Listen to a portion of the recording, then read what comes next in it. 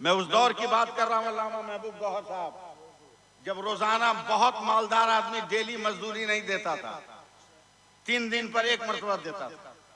उसको उस दौर के लोग बड़ा मालिक कहते थे। जैसे ही घर पहुंचा, बीवी ने कहा कुछ जुगाड़ लगा।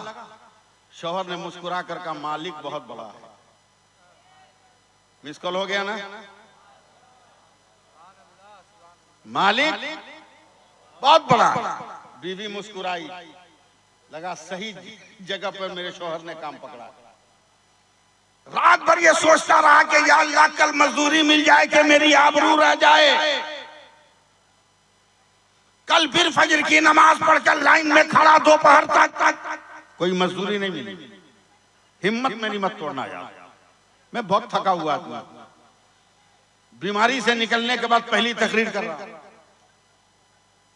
ईद के दिन मरने से बचाओ।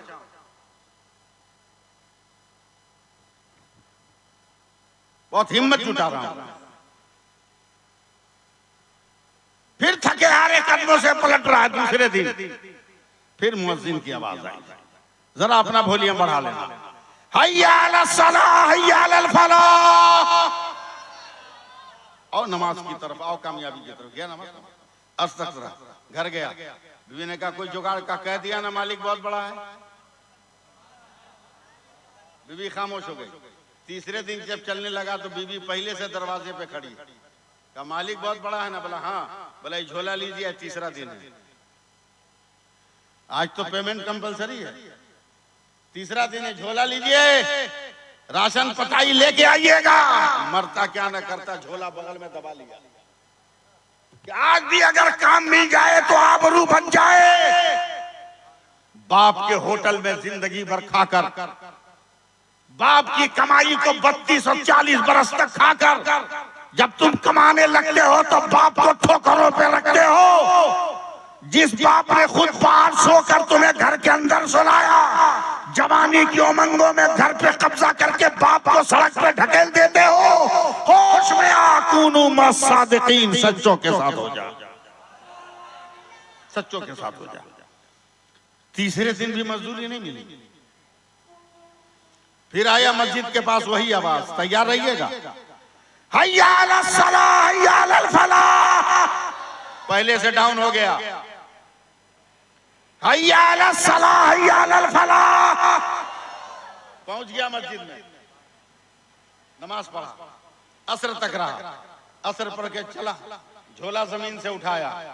दिमाग ने कहा पागल है, खाली झोला हाथ में लटका के जाएगा ना, बीवी देखेगी तो दिल की धड़कन रुक सकती, बच्चे देखेंगे तो मायूसी की बुनियाद पर उनकी रूह उनके हलक में अटक सकती है।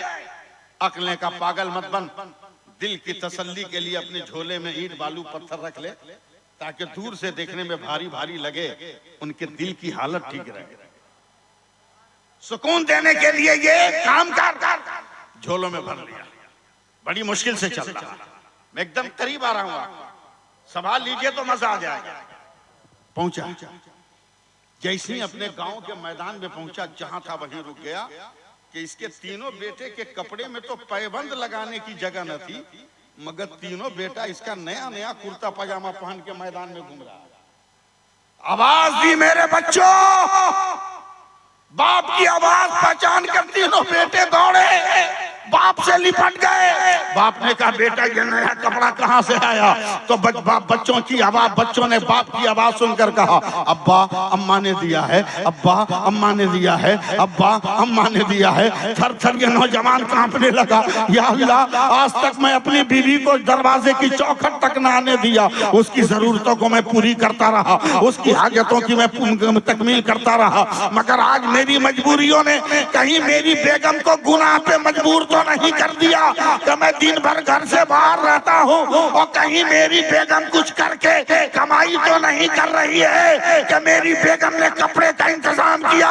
पक्का मुसलमान है, गुस्से की हालत में दरवाजे पे जाके धक्का दिया है। सामने बेगम है, बाल भी झड़े हुए हैं, चेहरे पे मेकअप भी है, उसके बदन पे भी नया लिबास है। कहा बेगम ये क्या है? तो औरत ने मुस्कुरा कर कहा कसम खुदा की तूने सच कहा था कि मालिक बहुत बड़ा है, का क्या मतलब? आज दोपहर में तेरे मालिक का नौकर आया था, उसने कहा ये माल सब बोनस है, तेरा शौहर बड़ी मेहनत से मजदूरी करके आ रहा है, वो उजरत लेकर वो आएगा, मजदूरी लेकर वो आएगा, ये खाना पीना कपड़े लत्ते ये सब बोनस में है। तब शौहर गिड़गिड़ा कर कहता बेटा कसम परवरदिगार की मैंने कहीं काम नहीं किया, मैंने तो 3 दिनों तक मस्जिद में नमाजें पढ़ी है, मैंने कहीं मजदूरी नहीं किया।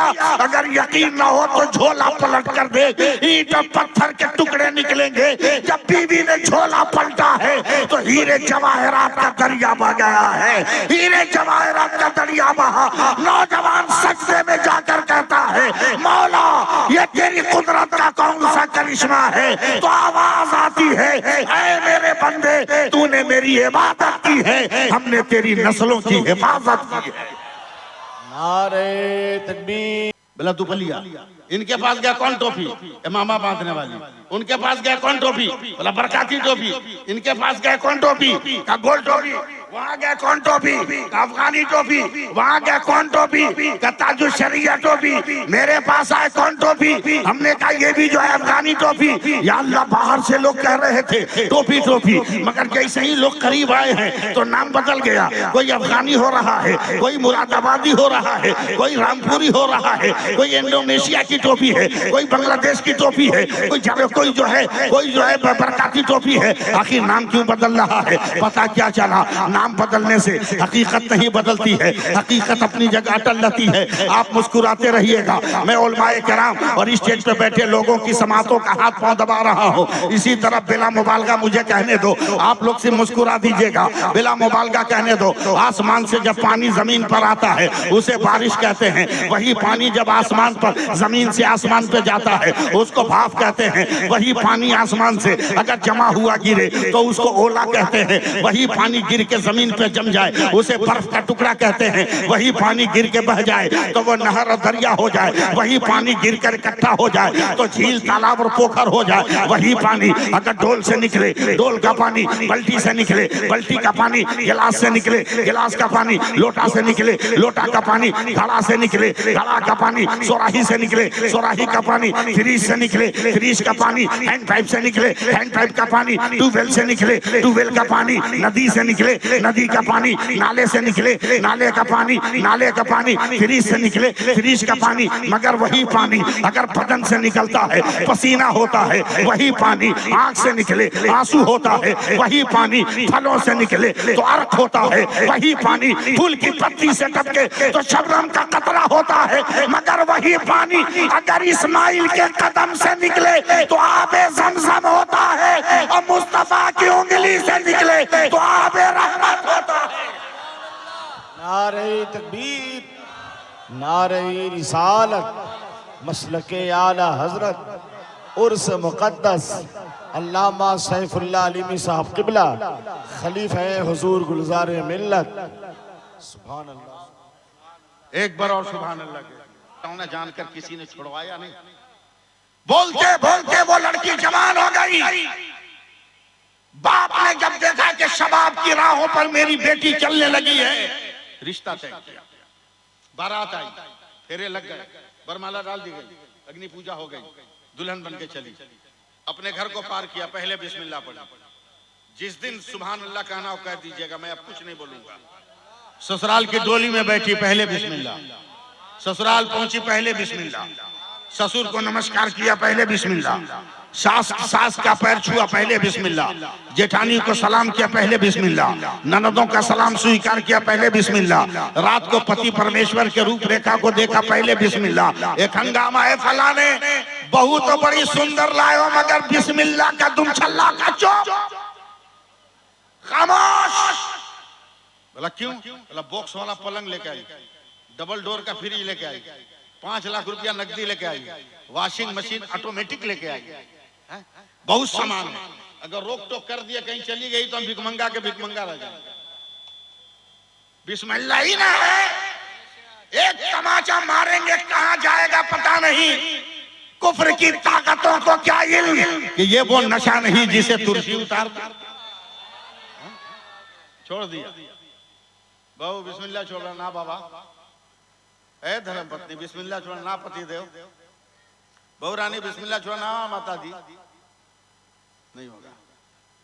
प्लान किया कुफ्र ने, कहा इतना मार के मार खा के छोड़ दो, सर से पैर तक जख्म जख्म कर दिया, तैयार रहिएगा। बोला साबुन इसको दो, सरफ इसको दो, मिर्चा इसको दो, घर का काम करे, इलाज मत कराओ। जब जलन पैदा होगी तो अपने ही बिस्मिल्लाह छोड़ेगी। उसको क्या मालूम कि अब्बास का कटा हुआ बाजू देखकर अकबर मैदान में आ जाएगा। बोलना यार, बोलना, अब कब बोलेगा। मैं तकरीर करना चाह रहा हूं, आप लोग करवा नहीं रहे।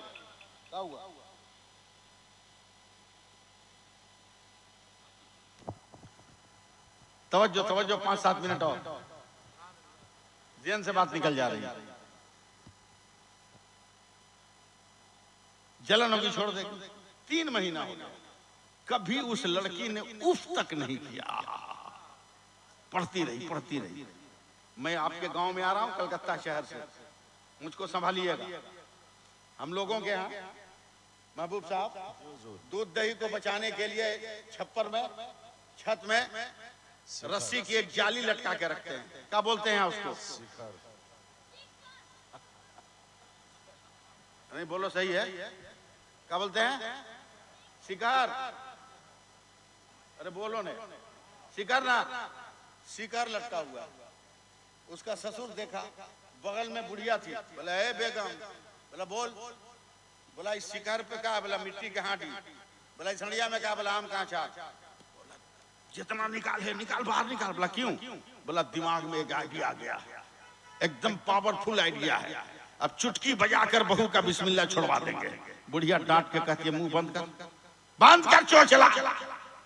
बिस्मिल्लाह छुड़ाने के चक्कर में तो बहू ने पूरे खानदान को याद करा दिया।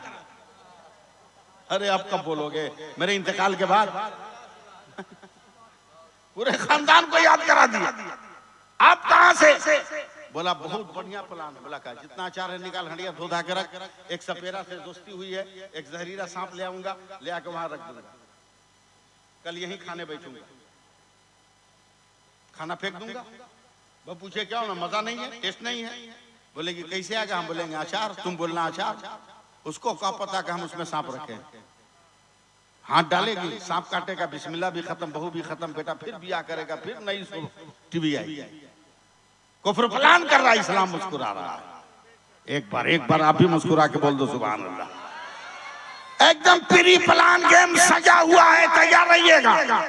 नकाब नुमा साड़ी का पल्लू चेहरे पे डालकर बहू इत्मीनान से आई, ससुर के सामने खाना रखा। बड़े मियां ने एक लुकमा रखकर ऐसा मुंह बनाया जैसे किसी ने भारत का नक्शा फाड़ दिया हो। इतना बिगड़ा हुआ मुंह बनाया, कहा ये खाना है, कत्ल का मर्डर हो गया, जायके का दम घुट गया, भाग यहाँ से। कहा पिताजी नया नया हूँ, हाथ भाग गया होगा, कहो दूसरा पकाऊं। बोला इतना खर्चा करने का टाइम नहीं है। बुढ़िया बगल में थी, ओवरटेक करके आई, बोला अचार निकाल के दे दो ना। कहा हमें नहीं पता आप लोग अचार कहाँ रखे हैं। बुढ़िया उसी ने कहा इसी शिकार पे मिट्टी की हांडिया में है। आई हांडी के नीचे, शिकार के नीचे, मुस्कुरा कर कहती है निकाल दूं? आवाज लगाओगे या मैं उठ के भागूं? निकाल दूं? क्या बोल तो रहे हैं। फिर औरत मुस्कुराएगा, निकाल दूं? अरे बोल तो रहे हैं। फिर मुस्कुराएगा, निकाल दूं ना? क्या पागलपंती वाली बात करता, निकालना। एकदम शिकार के जस्ट सामने आई नीचे। आदत है कोई काम करती है तो पहले बिस्मिल्लाह पढ़ती।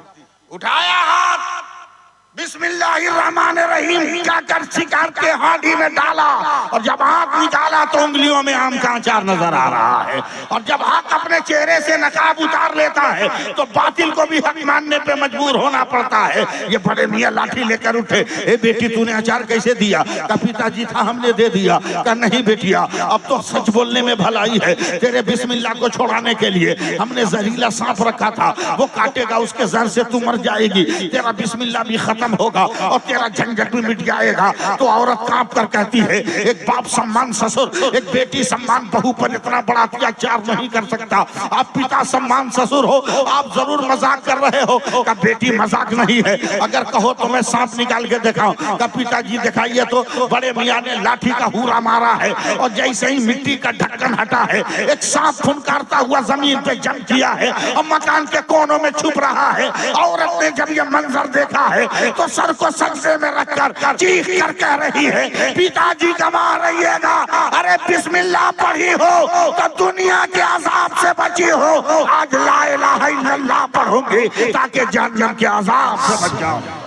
नारे तकबीर, जोर से बोलिए नारे